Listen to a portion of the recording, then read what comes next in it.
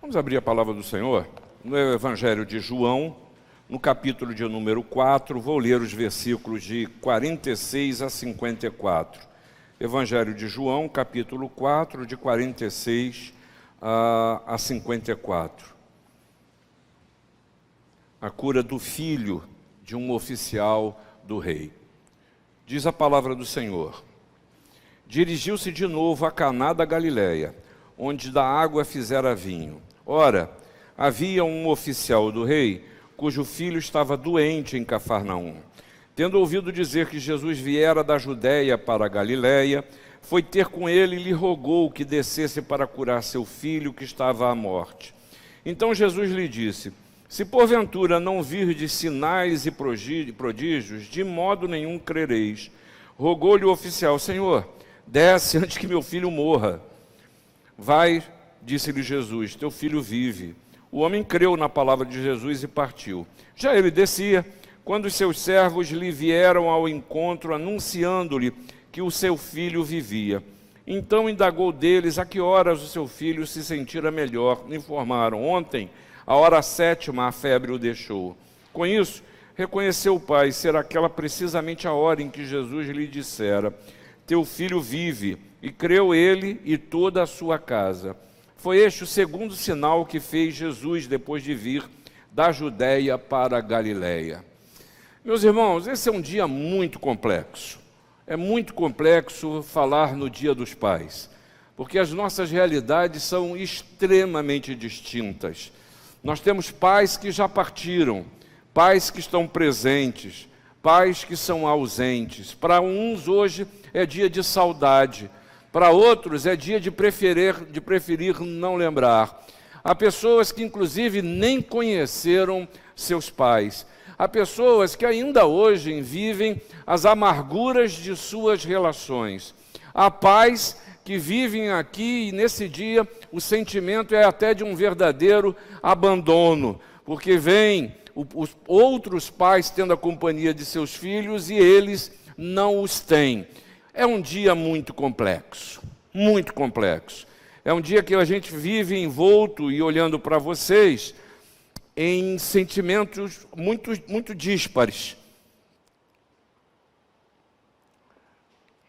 De saudade, sentimento de ternura, sentimento de amor, de querer ver e de ser melhor, de lembrar das melhores coisas, de ser uma família melhor, uma família melhor. E é por isso que a gente precisa refletir sobre família, porque uma das grandes lutas que nós temos em nossas casas é querer que as coisas aconteçam quando nós queremos, do jeito que a gente quer. Mas a vida, ela não é assim. E falar de problema aqui nesse caso, que um pai e um filho doente viviam, e falar isso na cidade do Rio de Janeiro é fácil a gente visualizar. Aí você vê esse texto com muito cuidado, eles tiveram muito cuidado, João, ao falar inclusive da geografia dessa história. Jesus partiu para Galileia, ele estava na Judéia, cá embaixo, foi lá para cima, e de lá foi para Caná da Galileia, de lá foi para Jerusalém, chamada Terra da Judéia, e no caminho da Judéia para a Galileia se deram algumas situações. Ele chega a Sicar, em Samaria, e tem aquele encontro com a mulher samaritana. Depois ele volta a Galileia e volta a Caná, onde o texto já disse para você que acontecera ali o seu primeiro milagre. Transformou na família uma festa de casamento, em que um problema estava sendo enfrentado durante o casamento, a festa de casamento, e Jesus vai ali e abençoa aquela família. Nós estamos falando de um homem que não era um homem qualquer, era um oficial do rei, um homem nobre, um funcionário público, que, como diz o texto, seu filho estava doente em Cafarnaum, e ele ouviu dizer que Jesus estava vindo da Judéia para a Galileia, e ele foi ter com Jesus. E é curioso que os dois primeiros sinais de Jesus se deram no âmbito da família. Primeiro, como já disse, num casamento, e o segundo numa situação familiar que estava no limite entre a vida e a morte. A minha palavra para você, ainda que rápido aqui, porque afinal de contas o macarrão com galinha já deve estar sendo preparado. É a bênção de ter a presença e a proximidade de Jesus nas suas relações. E nessa história o que nós vemos é exatamente a oportunidade e a bênção de viver o quadro familiar que você vive, as memórias que você tem, o que precisa ser tratado, o que precisa ser cuidado, o que precisa ser consolado, o que precisa ser abandonado. E é isso que Jesus oferece a esse pai e a este filho e quer nos oferecer ainda hoje. É a primeira coisa que a gente vê na atitude desse homem aqui, diante de uma necessidade real, intransponível, para ele uma impossibilidade, ele resolveu se entregar a Jesus. Ele roga a Jesus que cure o seu filho que estava à morte, é o que diz aí o versículo 47. E aqui eu vejo muito próximo das situações limites que a gente precisa enfrentar na nossa família, com aquilo que não pode ser remediado, com aquilo que não depende de você, com aquilo que por mais que você fale, seja com seu filho, seja com seu pai, com seu avô, com sua avó, as coisas não acontecem e você não só se entristece, muitas vezes continua a guardar as amarguras de uma relação não tratada, ou a ausência tão perto, tão sentida. E essa história ela começa com um ato de confiança, baseado na fama de Jesus. Esse homem não tinha tido contato com Jesus, pelo menos o texto não nos permite ter essa referência. Foi baseado na fama, na possibilidade de. E esse oficial, um oficial do rei, um homem cheio de poder e de condições, pedindo ajuda a um simples carpinteiro de uma cidade do interior. E esse homem viaja mais de 30 quilômetros de Cafarnaum até Caná, para se encontrar com um carpinteiro de uma aldeia. E essa cena é muito pouco comum, porque todas as nossas possibilidades, elas se tornam inócuas diante dos limites que a vida se nos impõe. O fato para aquele homem eu quero lá saber da minha posição, eu quero lá saber das minhas condições, eu quero lá saber das minhas opiniões, eu quero lá saber, eu não faço nem ideia como é que era a relação desse pai com esse filho. Talvez pudesse ser até um pai ausente, talvez um pai que chega a Jesus acusado pela sua própria consciência, como um oficial do rei. Pouco importa, o fato é, meu filho está à morte e eu não tenho como lidar com isso. Esse é o fato. Nas situações limites, que basta que eu e você substituamos nas nossas relações familiares, na nossa casa. E esse homem nos traz algumas lições.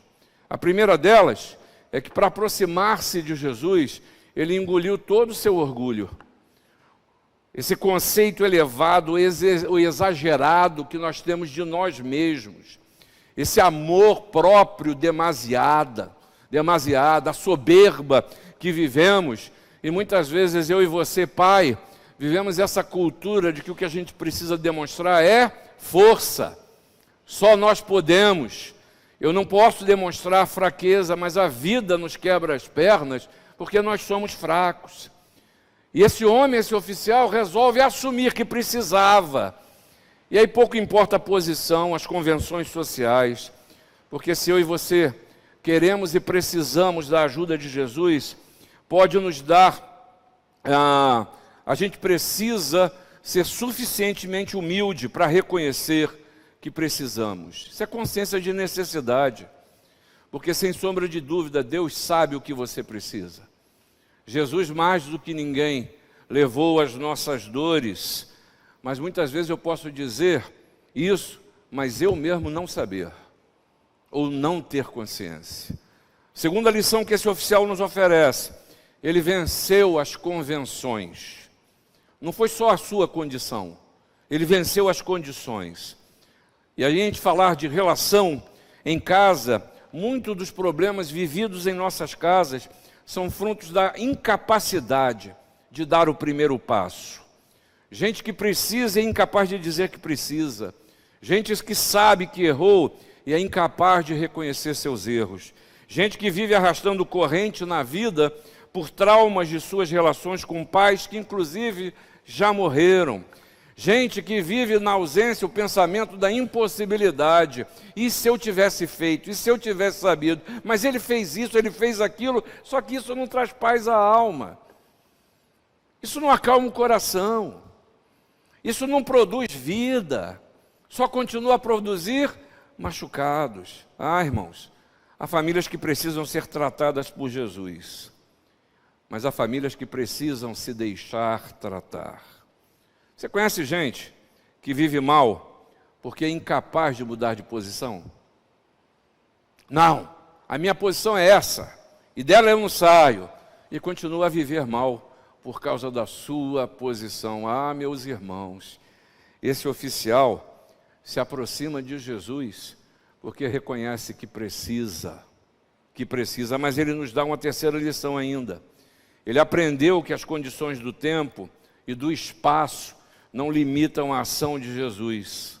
Ele entendia que para que Jesus realizasse aquela cura, teria que viajar de Caná para Cafarnaum e estar do lado da cama do filho.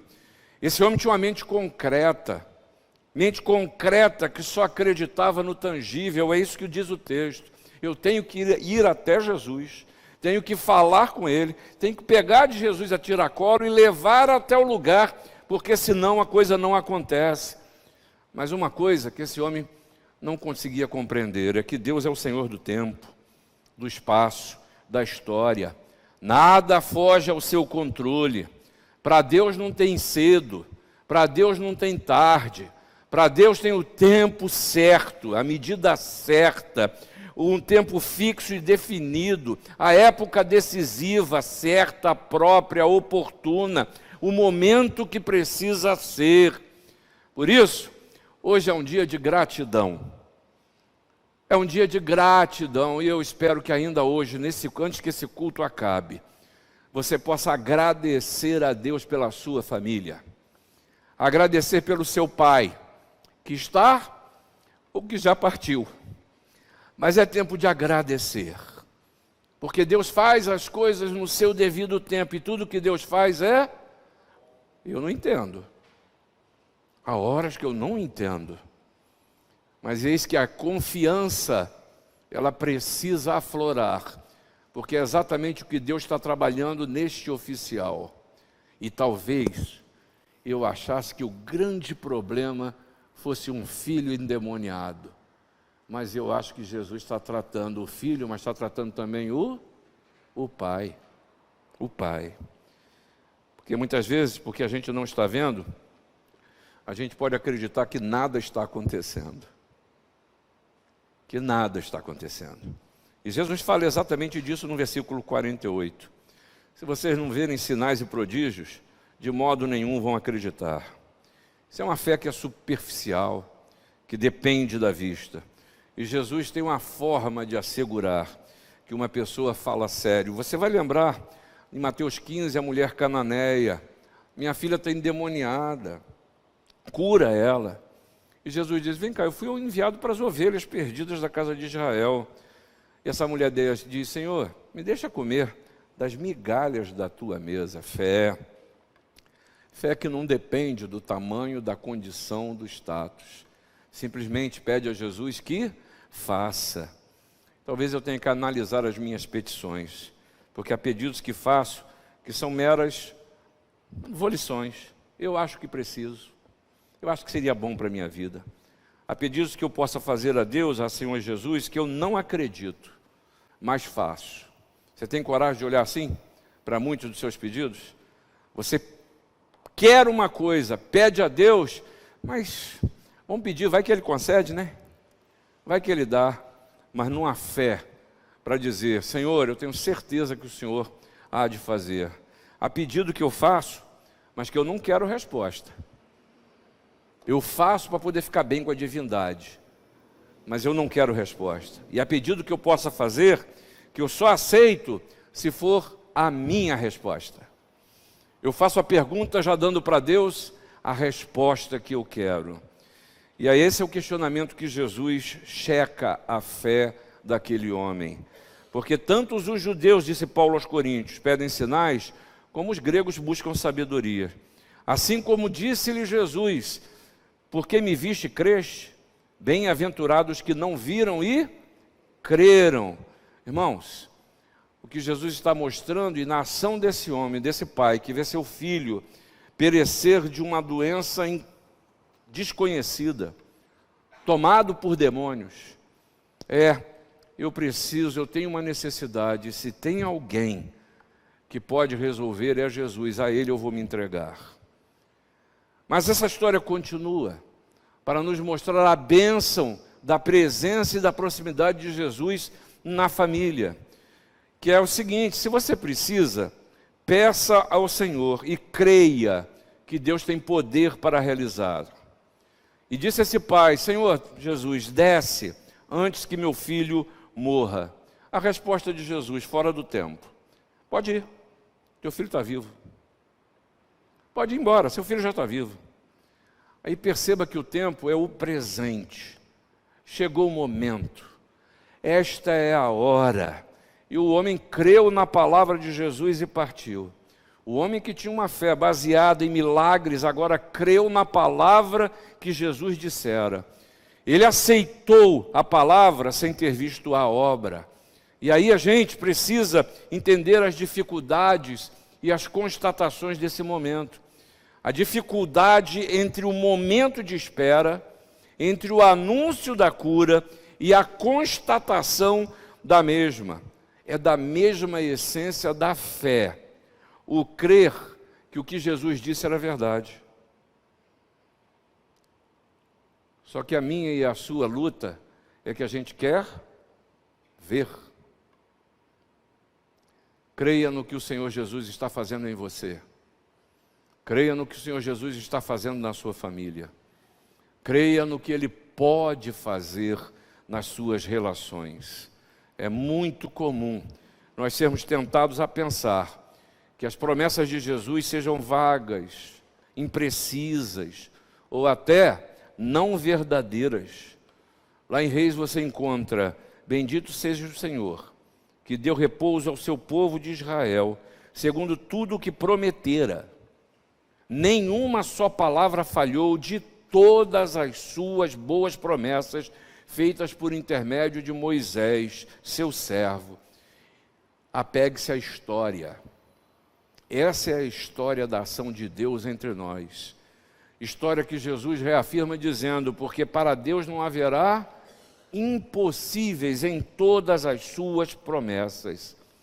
E talvez você agora possa dizer: mas agora já é tarde. Quem estabeleceu esse tempo para você ser tratado pelo Senhor? Mas eu não estou vendo acontecer. O tempo passou. E aí o salmista te lembra ao dizer: por que está batida a minha alma? Por que te perturba dentro de mim? Espera em Deus, pois ainda o louvarei. A Ele meu auxílio e Deus meu. Deus meu. Se você precisa, peça a Jesus e creia que Deus tem poder para realizar. Hoje é dia de gratidão. Hoje é dia de gratidão. Para alguns, uma gratidão no coração verbalizada para Deus. Para outros, uma gratidão que altera a postura de vida, porque percebe a proximidade de Jesus. Mas para outros também, a necessidade de que essa gratidão seja expressa em palavras. Em palavras. É preciso falar: obrigado. Obrigado, Pai. Obrigado, Filho. Perdoa, Pai. Me perdoe, Filho. Hoje é o dia de abraçar. Talvez até na dificuldade de falar, mas que o abraço amoroso demonstre que há gratidão, porque Deus é presente. E aí, o que o Senhor nos mostra aqui, finalmente, é a oração de gratidão, que é o reconhecimento da ação de Deus, reconhecimento que Deus continua a agir na sua vida, na sua família, nas suas memórias, nas suas relações. Diz aí o versículo 53, com isso, reconheceu o pai ser aquela precisamente a hora em que Jesus lhe dissera: teu filho vive, e assim creu nele e toda a sua casa. Veja o que a palavra de Jesus, que alcançou o moribundo, o filho que estava à morte, fez na vida e realizou na vida daquele oficial. O Senhor não apenas concedeu saúde física àquele filho, mas também conferiu cura espiritual para aquele pai. Cura espiritual. A fé desse oficial, ela foi transformada de uma simples crença num poder milagroso de Cristo para uma fé nas palavras de Jesus. Jesus o conduziu de uma fé na pessoa de Jesus com toda a sua casa. E aí, esse oficial se rende. O carpinteiro se tornou para ele palpavelmente o Messias prometido e que foi confirmado em Jesus. Jesus, naquele momento, se torna Senhor e Salvador naquele homem, como se torna em nós, quando nós reconhecemos sua ação em nosso favor. Não deve ter sido fácil para aquele oficial não, hein, gente? Porque a ideia de Jesus como ungido de Deus deve ter arrasado todas as suas convicções prévias. Precisou haver um repensar da sua fé, da sua relação com a religião, do seu lidar com Deus e com a sua ação. Não deve ter sido fácil professar a fé em Jesus na corte de Herodes. Não deve ter sido fácil ser um profissional lidando com violência, lidando com os poderes do Estado, tendo a sua fé, a sua concepção, a sua cosmovisão alterada por esse encontro com Jesus. Mas ele tinha uma certeza, ele tinha uma necessidade. E qual era? Meu filho está à morte. E Jesus responde para ele: teu filho vive. No versículo 50 você encontra Jesus dizendo: teu filho vive. No versículo 51, os servos desse homem dizem: olha, teu filho vive. E no 53, ele reconhece: meu filho vive. Reconheça a ação de Deus na sua família. Eu tenho muito medo dos proclamadores do caos. Tenho muita dificuldade de pessoas com pessoas que vivem problemas que são circunstanciais e transformam a sua vida, a sua história, a sua casa e a sua família em terra arrasada. É como se nada prestasse, como se nada estivesse bom. Lembre-se que Deus é o Senhor do tempo, é o Senhor da história. E não fica transformando como impossível e como acabado aquilo que Deus está trabalhando, por pior que seja o momento. Deus continua em sua ação de salvação através de Jesus. Por isso, diante da necessidade, se entrega a Jesus. Está aqui um testemunho, e a palavra é cheia de testemunhas da ação de Jesus na família, até curando a sogra, hein? Até curando a sogra. Ele continua a agir.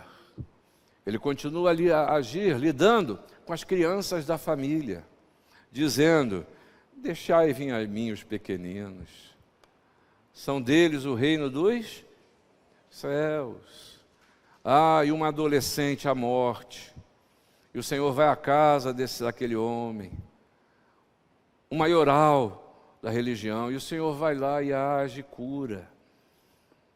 Diante da necessidade, se entrega a Jesus, mas creia que o Senhor tem poder para realizar maravilhas na sua vida.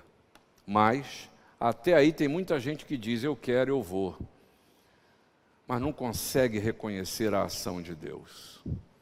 Porque muitas vezes eu sou tentado a entender que a ação de Deus é só quando acontece o que eu quero, da forma que eu quero. E quando não acontece, eu me desestruturo. Por quê?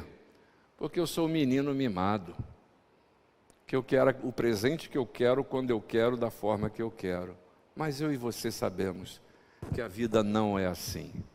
e tudo que o Senhor faz é o melhor para mim e para você. Por isso, hoje é dia de gratidão. Abaixa a sua cabeça. Eu quero convidar a que você possa fazer isso agora do seu jeito, da sua forma, sobre o que você tem a agradecer, seja pelo seu pai, pelo seu filho, pelo seu avô, pelos seus netos, ou a cura que você precisa nas suas relações. Hoje é dia de agradecer.